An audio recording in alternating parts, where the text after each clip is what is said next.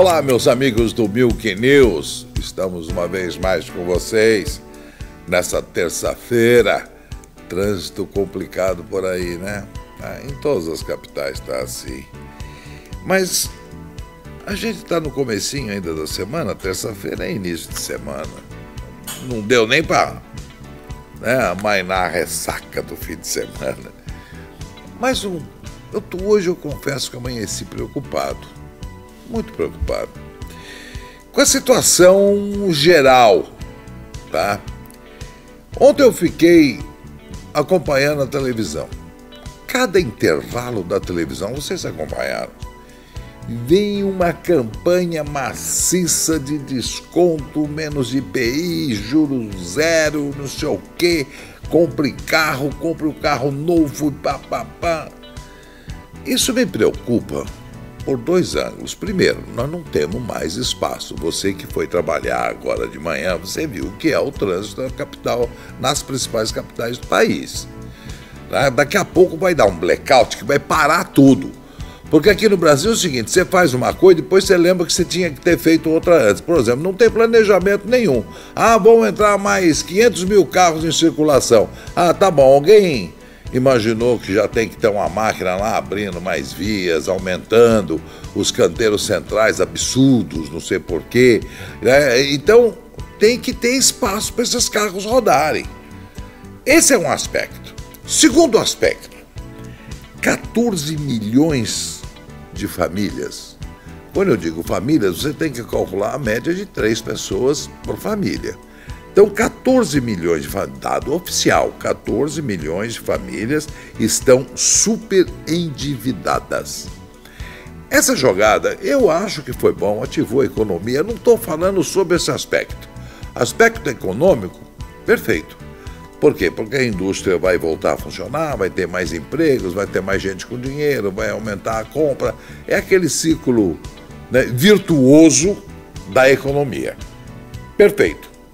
A gente tem o lado negativo de todo o círculo virtuoso, tem na mesma proporção o círculo negativo, o círculo vicioso.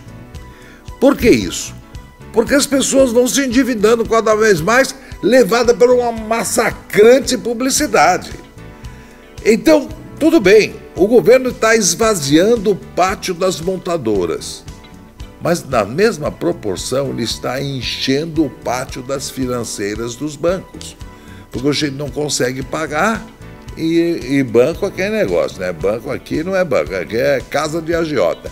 Eles não têm alma, não têm coração, eles vão lá e apreendem o carro mesmo na busca e apreensão e levam para o pátio, para ficar apodrecendo lá.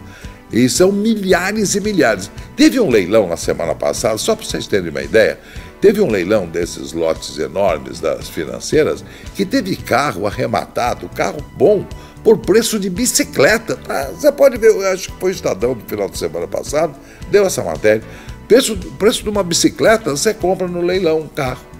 Então, se economicamente é positivo por um lado, ninguém fala nesses outros aspectos. Aspectos que advêm dessa situação. Bom, fora do radar do governo, fora do foco do governo, fora da visão dessa nova fase do governo brasileiro, tem 700 mil famílias na chamada extrema pobreza. E o governo diz que miséria zero, gastaram 22 bilhões, precisa ver os desvios pelo meio do caminho e tal, tem muito disso. Então, se você calcular que nessa faixa de pobreza eles são mais prolíferos, o número de filhos é maior, a média aqui, 700 mil famílias, você pode colocar 4 pessoas por família. Então você vai ter quase 3 milhões de pessoas na chamada extrema pobreza. O que é extrema pobreza? É passando fome. E apesar disso, o projeto do governo gastou 22 bilhões de reais para exterminar com a pobreza, que era a meta. Mas, pelo que a gente vê, Então, 2 coisas. Tome muito cuidado nessa sua corrida ao crédito, né? Os bancos estão disputando entre eles a clientela, te oferece crédito fácil, tira os juros, tal, financia o carro. Muita cautela, porque pode surgir aí uma bolha, como aconteceu nos Estados Unidos há 4, 5 anos atrás, em que no mercado imobiliário era a mesma coisa, todo mundo comprava um apartamento, de repente estourou a bolha, ninguém mais tinha condição de pagar. Então nós podemos estar iniciando uma bolha nesse setor. Então tome muito cuidado, não vai nessa de publicidade não, porque eles estão a fim de... Para abrir cartão de crédito para você, para financiar um carro para você, o banco é bonzinho. Agora, deixa de pagar para você ver 1 mês ou 2 meses, vocês vão ver o bonzinho, porque daí volta o espírito deles, né, de agiotagem. Bem, um outro assunto, claro, eu não vou deixar de tocar, muita gente deve estar falando assim, pô, mas você não está falando nada do assunto do momento? O assunto do momento é aquele coincidente encontro entre o Gilmar Mendes, ministro do Supremo Tribunal Federal, com o ex-presidente da República, Luiz Inácio Lula da Silva. Que graça, que coincidência, meu Deus, os dois na mesma hora, no mesmo local. Não é muita coincidência? Ali nós chamamos a reunião dos Pinóquios. Ali ninguém fala a verdade. Que o Lula foi lá fazer uma pressãozinha em cima do Gilmar Mendes, é o óbvio que foi, é o óbvio, e tá na dele, tá?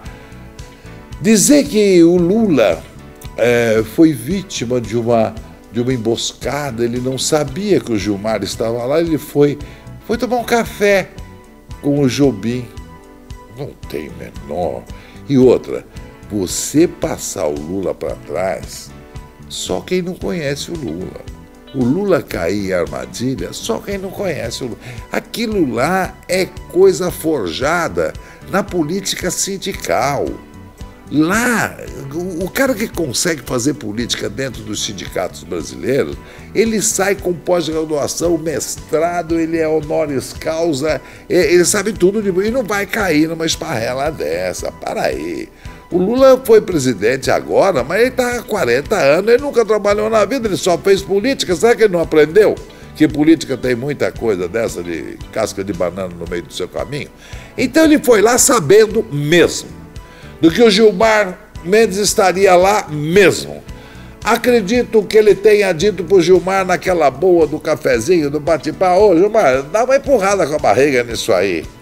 Deve ter sido nisso. Porque ele não existe esse formalismo que a televisão mostra. Excelência, o senhor, presidente. Não. Quando eles estão fora dos holofotes, ô Gilmar, ô Lula, ô porra, meu. Porque é tudo farinha do mesmo saco, entenderam como é que é a coisa? Agora, o Maierovitch fez uma pergunta que eu achei muito interessante. Primeiro, o que fazia um ministro do Supremo Tribunal Federal no escritório de um advogado? Já é uma coisa inusitada, vamos falar a verdade? O recato da função obriga uma certa postura, não só do ministro, o juiz. O juiz de uma cidade do interior, conhecemos, ele quase não sai de casa, porque se ele for num churrasco, ele se compromete, se ele for num lugar, sabe? Então o juiz fica quase que numa clausura. Imagina um ministro do Supremo. Você vai visitar, porque o Jobim nada mais é do que um advogado hoje. Então, o Gilmar Mendes estar lá tomando cafezinho no escritório do advogado já é alguma coisa. Imagina amanhã ele ter que julgar uma ação em que o escritório de advocacia do Jobim é parte interessada. Como é que vai fazer? Não pode, é uma suspeição aí.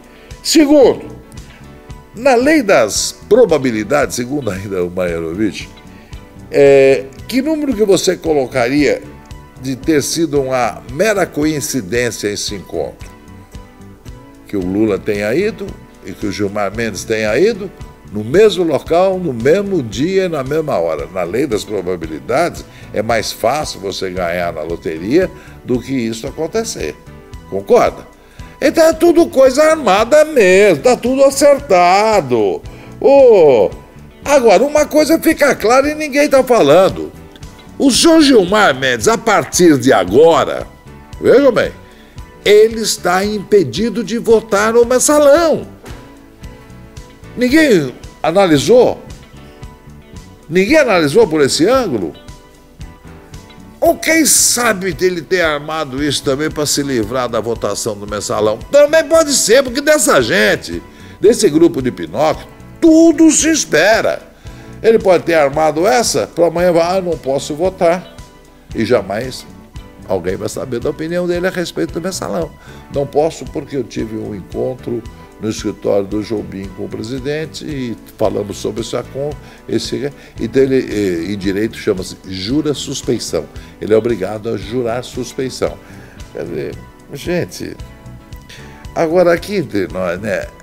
Sabe aqueles filmes mexicanos? Porque o filme americano sempre tem um mocinho que vence, que é o bonzinho, que é todo certinho, né? Filme mexicano não, todo mundo é bandido, né? Não tem mocinho em filme mexicano. Todo mundo mata todo mundo, dá tiroteio, aquelas coisas. Então isso aqui é uma reunião, tá parecendo filme mexicano. O Jobim, vocês se lembram do Jobim? Né? Vamos fazer um esforço de memória. Ele foi deputado federal. Tremendo oportunista. Quando deu uma chance, ele foi para o ministério, como ministro, numa nomeação assim, meio que forçada. Ele era do PMDB, aquele partido que negocia tudo. Se ele for tomar café, ele vai negociar o cafezinho e tal. Enfiaram ele de ministro. Daí ele se aposentou, porque lá todo mundo se aposenta. Cargo vitalício, aposentadoria, alto salário pro resto da vida. É uma mordomia danada. Daí ele saiu dali. Ele deixou esse período, deixou a política, lógico. Agora ele quer voltar para a política.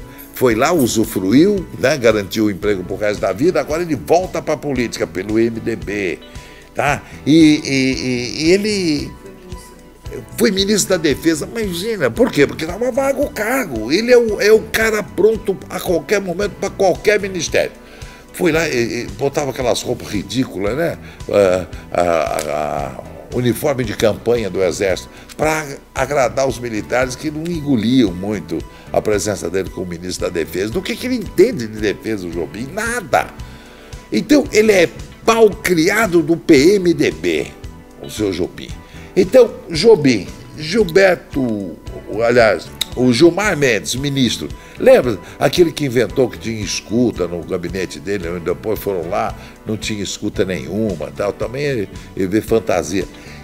E o Lula não precisou dizer. Então ali é uma reunião de Pinóquio, todo mundo tem um histórico anterior, e vocês sabem disso. O Jobim tem histórico de mentiras, aqui ó. Agora, eu tenho quanto tempo? Não tenho mais tempo?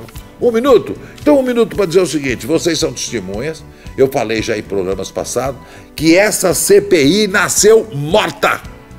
Morta. Sabe que é morta? Por quê? Veja se eu não tinha razão quando eu falei, vários programas atrás. Escolheram para uma CPI de tamanha importância o famoso senador o quê? Vital do Rego. Alguém vai ganhar um doce, tá? Do bom. Quem já tenha ouvido falar no Vital, no Vale da Paraíba, porque ele é lá da Paraíba, tá? Aqui, nada, ninguém nunca ouviu.